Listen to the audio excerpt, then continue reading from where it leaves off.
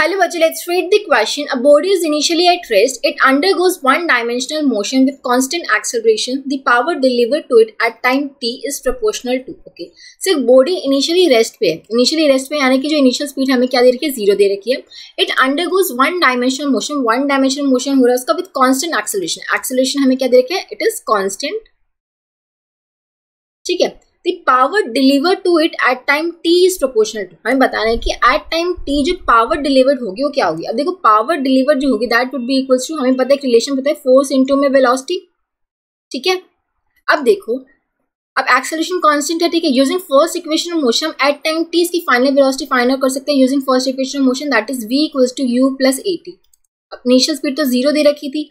At time t जो उसकी velocity हो जाएगी that would be a times T. So v की वैल्यू आ जाएगी a t.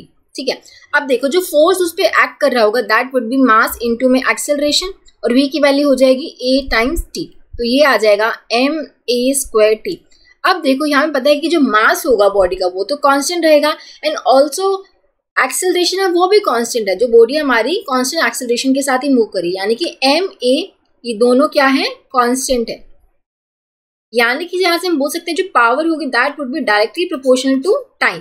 ठीक है. So power delivered to it at the time t is proportional to t. So option B would be the correct answer. I hope आप सबको समझ आया होगा. Thank you so much.